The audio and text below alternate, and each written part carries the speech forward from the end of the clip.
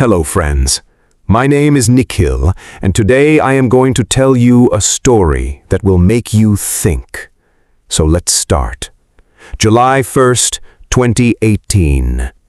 Around 7:15 in the morning, the narrow lanes of Burari's Sant Nagar in North Delhi were unusually quiet. Normally, by this hour, the Bhatia family's grocery shop would already be open. The shutter would rise before sunrise, and family members could be seen busy arranging milk packets, biscuits, and vegetables for customers. But that morning, the shop remained closed. For the neighbors, it felt strange. One of them, a man named Guru Charan Singh, noticed the silence immediately. He had known the Bhatia family for years. They were disciplined, religious, and hard-working people. Missing their morning routine was completely unlike them. At first, he assumed they might be tired after some family function or religious gathering. But as time passed, uneasiness started creeping into his mind. Something didn't feel right. He walked toward their house, located just above the shop. The main door was slightly open. That was the first warning sign. Inside, the house was silent. No voices, no movement, no television sound, nothing. "Hello?" he called out cautiously. There was no reply. As he stepped deeper into the house, his heartbeat began to race. Then, the moment he looked toward the courtyard, his entire body froze. What he saw would haunt India forever. 10 members of the same family were hanging from an iron mesh fixed to the ceiling of the courtyard. Their bodies were suspended in a circular formation. Some were barefoot, some slightly bent at the knees. Dupattas and wires had been used as hanging material. Their eyes were covered with cloth. Their mouths were sealed with tape. Cotton was stuffed inside their ears. Their hands were tied behind their backs. It looked less like a suicide and more like a ritual. Guru Charan screamed in terror and ran outside for help. Within minutes, chaos erupted across the neighborhood. People gathered outside the house. Some cried, some refused to believe what they were hearing. Others stood completely speechless. Soon, police sirens echoed through the streets of Burari. Delhi police entered the house and immediately sealed the area. Officers who had seen brutal crime scenes before were left stunned. The atmosphere inside the house felt deeply disturbing. But then came another horrifying discovery. In a separate room, lying on the floor, was the body of the family's oldest member, 77-year-old Narayani Devi. Unlike the others, she was not hanging. There were marks around her neck. Now the death toll stood at 11. 11 people from the same family, gone. Who were the Bhatias? To outsiders, the Bhatia family seemed perfect. They were respected in the neighborhood and financially stable. Their grocery and plywood businesses were doing well. The family was deeply religious and often participated in community activities. Neighbors described them as polite, soft-spoken, and helpful. No one had ever seen major fights inside the family. No signs of financial collapse, no public disputes, no obvious enemies, which made the scene even more terrifying. How could an entire family die together in such a mysterious way? And why did it look so organized? The deceased included brothers, their wives, children, and even teenagers. Among them were 50-year-old Pratibha, 45-year-old Lalit Bhatia, 57-year-old Bhavnesh, teenage children who still had dreams, studies, and futures ahead of them. The youngest victims were still in school. This wasn't just a crime scene, it was a psychological puzzle. A scene straight out of a horror film. As forensic teams examined the courtyard, disturbing details emerged one after another. The bodies were hanging at a height where many of their feet were still touching the ground slightly. There were no signs of struggle, no broken furniture, no evidence of forced entry. No suicide note was immediately found, but the arrangement of the bodies shocked investigators the most. The 10 victims were hanging in a pattern that resembled the roots of a banyan tree. Some police officers later admitted that the scene felt ritualistic. The media quickly exploded with theories. Was it black magic, a cult ritual, mass murder, or something even darker? News channels broadcast non-stop coverage. Reporters crowded outside the house. Social media flooded with speculation. Across India, people were glued to their televisions. Everyone wanted answers. But the deeper investigators looked into the Bhatia family, the stranger things became. The diaries. During the search operation, police discovered something that completely changed the direction of the investigation. Inside the house were several handwritten notes and registers. At first, they looked ordinary, but once officers began to read them, chills ran down their spines. The diaries contained detailed notes written over many years, and some entries described bizarre spiritual practices. There were instructions, rules, ritual-like steps, mentions of salvation, and one line reportedly shocked investigators the most. The human body is temporary. Eyes and mouth must be closed. Suddenly, the bindings on the bodies no longer seemed random. The police now faced an impossible question. Had the family willingly participated in this act, or had someone manipulated them into believing something terrifying? One name slowly began standing out from the diaries: Lalit Bhatia, the younger son of the family. A man neighbors described as calm, spiritual, and deeply devoted to family. But according to investigators, Lalit may have believed he was communicating with the spirit of his dead father. And if that were true, then the mystery of Burari was far more disturbing than anyone had imagined. As news of the 11 deaths spread across India, one question echoed everywhere. Why would an entire family do this? The Bhatia family did not look troubled from the outside. In fact, they appeared successful, united, and deeply respected in their neighborhood. The two brothers, Bhavnesh and Lalit, ran successful businesses. Their grocery and plywood shops were well known in Burari. The family was financially stable. The children were educated and polite. One of the daughters was even preparing for her engagement. There were future plans, weddings, careers, family celebrations. Nothing about them suggested depression or desperation. Neighbors described the family as spiritual but normal. That is what made the case so terrifying, because the more police investigated, the less it looked like a simple suicide. And then the diaries were discovered. The discovery that changed everything.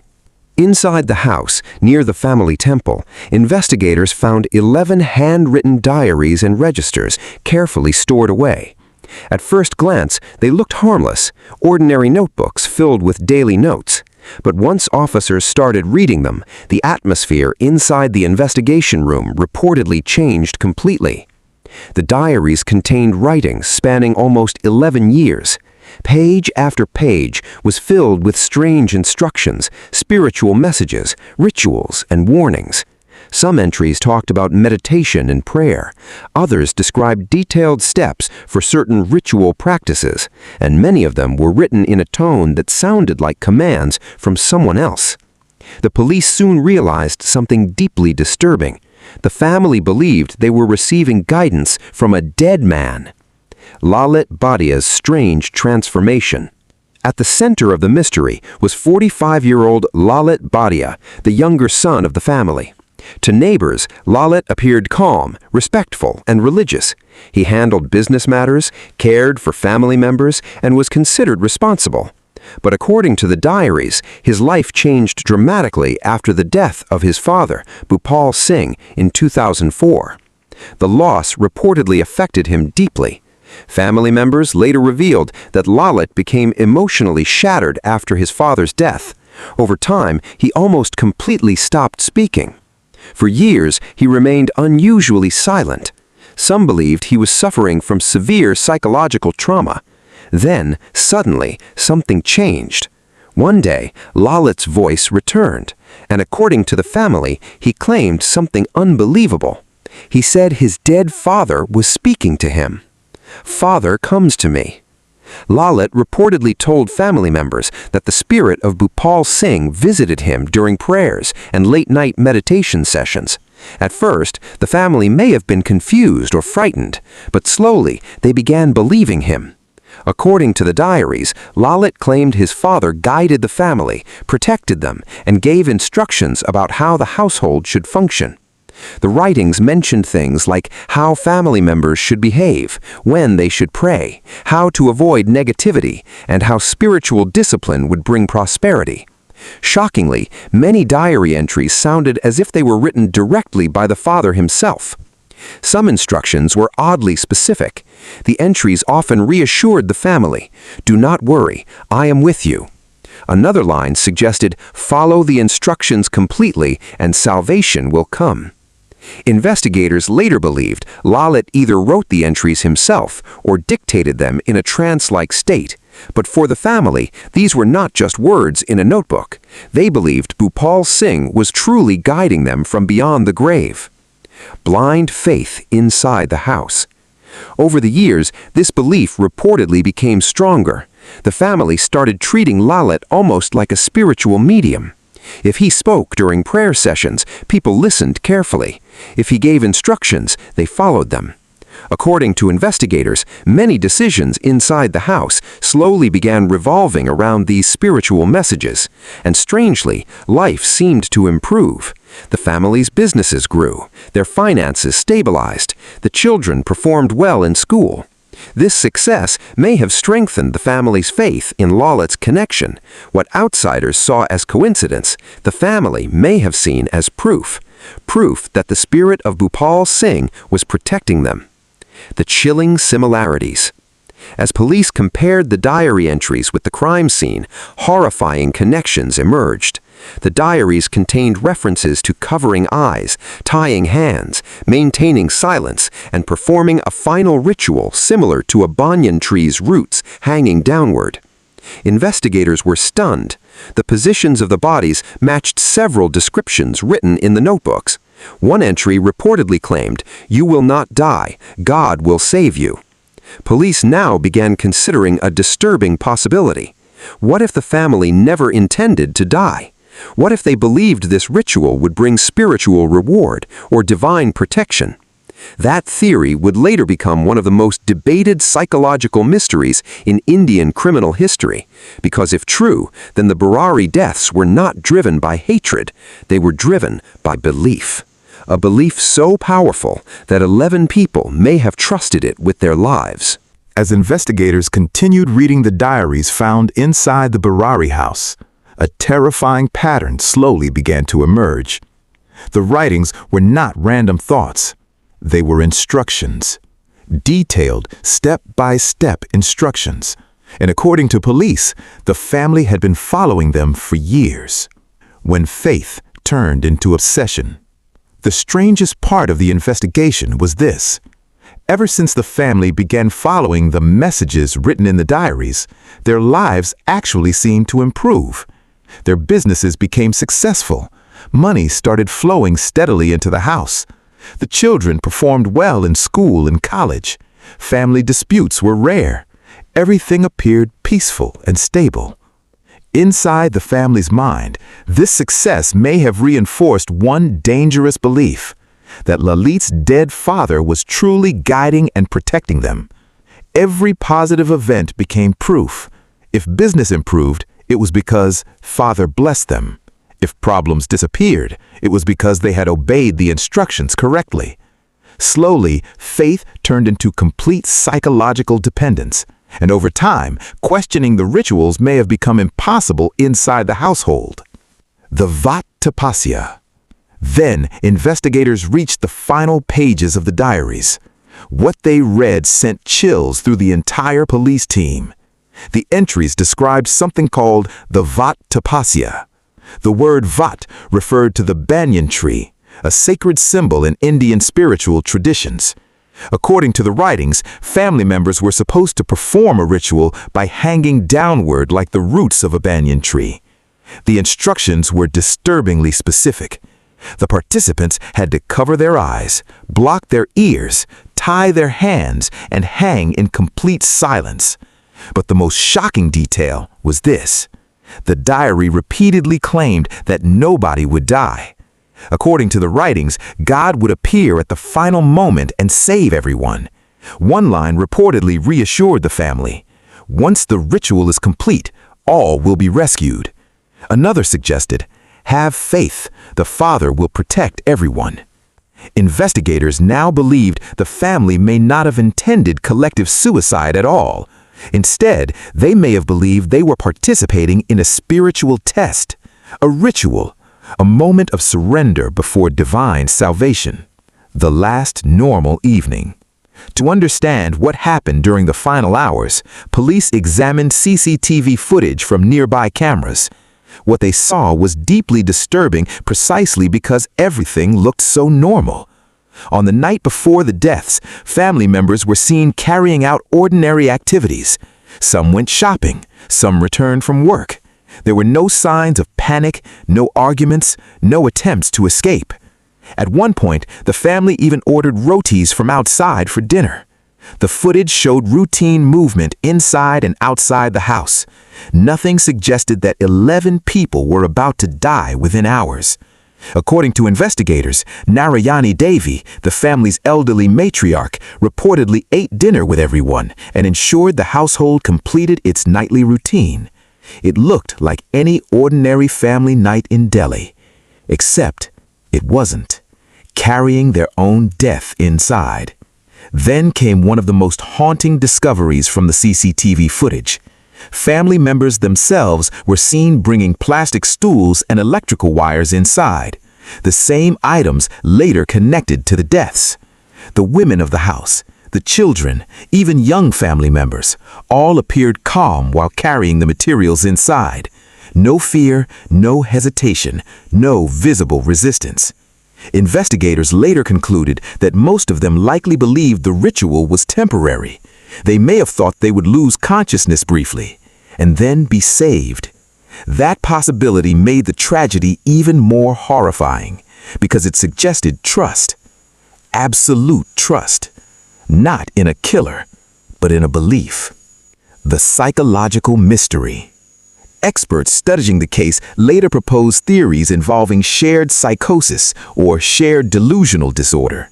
In simple terms, it meant one dominant belief slowly spreading through an emotionally connected group. According to this theory, Lalit's visions and spiritual claims gradually became accepted truth inside the family. And because the family was extremely close-knit and deeply religious, nobody challenged the belief strongly enough. Over time, the impossible started feeling normal. Rituals became routines, instructions became law, and fear disappeared completely. That may explain why on the final night, nobody tried to run, nobody called for help, nobody resisted. Because in their minds, they were not walking towards death. They were walking towards salvation. One unanswered question. But even after all the theories, one mystery still remained. Why was Narayani found separately? The elderly grandmother was discovered lying dead in another room instead of hanging with the others. Police suspected she may have been strangled because of her old age and inability to participate physically in the ritual. But whether she agreed willingly or became the only unwilling victim remains unclear even today. And that unanswered question continues to haunt the Burari case. After days of investigation, police believed they had finally reconstructed the family's final hours. It was sometime after 1 a.m. on July 1, 2018. Inside the Burari house, the Bhatia family gathered together for what they likely believed was a sacred ritual, not a suicide, not death, but a path towards salvation. According to the diaries, the ritual was connected to moksha, spiritual liberation, and the belief that the spirit of Bhopal Singh would appear to protect them at the final moment. The instructions were clear. Everyone had to participate, no exceptions, even the children. Preparing for salvation. Investigators believed Lalit guided the family through the ritual step by step. One by one, family members covered their eyes with cloth. Their mouths were sealed with tape. Cotton was placed inside their ears. Hands were tied behind their backs. Then the stools were arranged beneath the iron mesh in the courtyard. The setup resembled the hanging roots of a banyan tree, exactly as described in the diaries. Experts later said the bindings may have symbolized complete surrender to faith. No distractions, no fear, only obedience. The most disturbing part was that there were children among them, teenagers, young adults with futures ahead of them. Yet investigators found no evidence that anyone resisted. No overturned furniture, no broken ropes, no desperate attempts to escape. Which meant one horrifying possibility. They trusted the ritual completely. You will not die. Psychologists and criminal experts studying the case later focused on one central idea repeated throughout the diaries, that nobody would die. According to investigators, the writings repeatedly assured the family that God, or the spirit of Bhopal Singh, would save them before death occurred. The ritual was described almost like a spiritual test, a temporary act of faith. The family may have believed they would lose consciousness briefly and then awaken safely. That belief could explain why educated adults, women, and children all participated without resistance. It also explained the calm behavior seen in CCTV footage earlier that night. There was no panic because in their minds, this was not the end. It was transformation. Shared psychosis. As the case gained worldwide attention, psychologists introduced a disturbing explanation. They called it shared psychosis or shared delusional disorder. It is a rare psychological condition in which one dominant person's delusion slowly spreads to emotionally connected individuals around them. In this theory, Lalit became the central figure. After years of believing he communicated with his dead father, his convictions may have become stronger and stronger, and because the family trusted him deeply, they slowly accepted his beliefs as truth. What began as spiritual guidance eventually became absolute reality inside the house. Experts believed the family's isolation and close emotional bond may have intensified the effect. Over time, questioning Lalit may have felt disrespectful, doubting the rituals may have felt sinful, and obedience may have become normal. By the final night, the entire family may have shared the same belief system, a belief powerful enough to overcome survival instinct itself. The mystery of the 11 pipes. While the investigation continued, another strange detail captured public attention. Outside the Burari house were 11 pipes sticking out from a wall near the staircase. People immediately connected them to the 11 deaths. Rumors spread rapidly across India. Some claimed the pipes symbolized the souls of the dead family members. Others said they were part of occult rituals or black magic practices. Television debates fueled even more fear and speculation. The fact that all 11 pipes were bent downwards seemed to make the coincidence even more disturbing. For many people, it felt impossible to ignore. However, investigators later clarified that the pipes were most likely installed for ventilation and drainage purposes during construction. There was no official evidence connecting them to the deaths, but by then, the image of those 11 pipes had already become one of the most haunting symbols of the Burari case. The post-mortem report. Then came the medical findings. The post-mortem reports confirmed something chilling. There were no major signs of struggle on the bodies, no defensive wounds, no evidence of violent force. This meant that most of the victims had not fought against each other or against an outsider. This meant that the deaths were probably not caused by murder alone. Instead, the family may have stepped onto the stools voluntarily, believing until the last second that a miracle would save them. But no miracle came, and within minutes, 11 lives were gone. A nation left haunted. The Burari deaths quickly became one of the most disturbing psychological mysteries in India's history. People struggled to understand how an educated, loving, financially stable family could walk together into death. Some blamed blind faith, others blamed untreated mental illness. Many refused to accept the official explanation at all. Even today, years later, the case continues to haunt millions, because the scariest part was not violence, it was belief. The belief that convinced an entire family to trust the impossible. And that made the Burari case terrifying in ways few crimes ever are.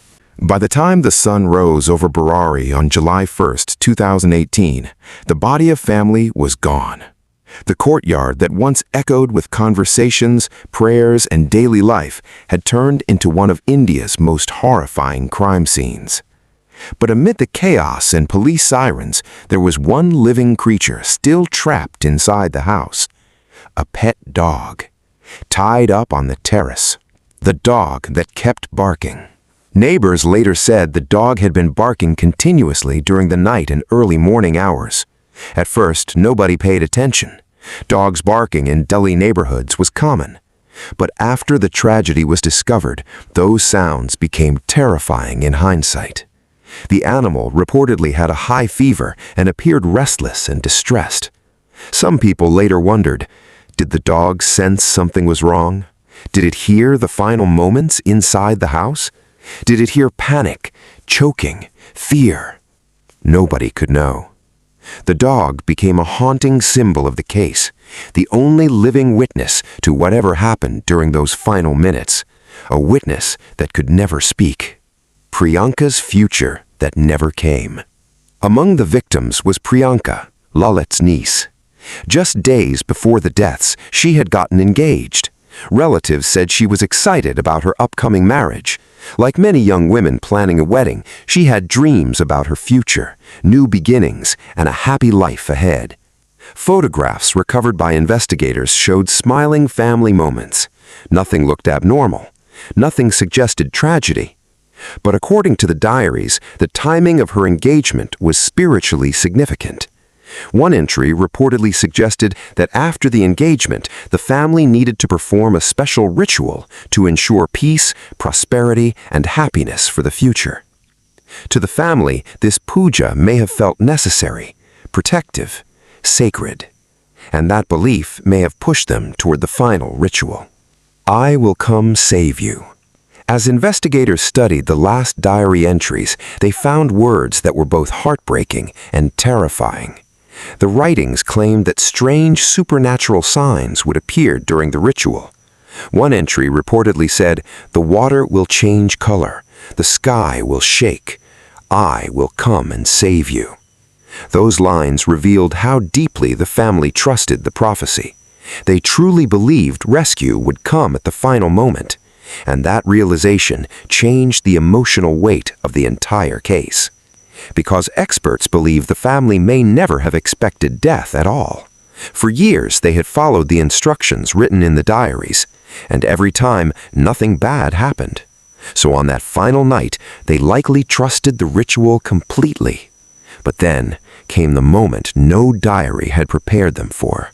The moment when the stool slipped away. The moment when breathing became difficult. The moment panic may finally have entered their minds. Perhaps in those last terrifying seconds, they realized nobody was coming. No divine rescue, no miracle, only silence. The house in Burari. Today, the Burari house stands as a chilling reminder of the tragedy. For a long time after the incident, people avoided going near it. Some believed the house was cursed.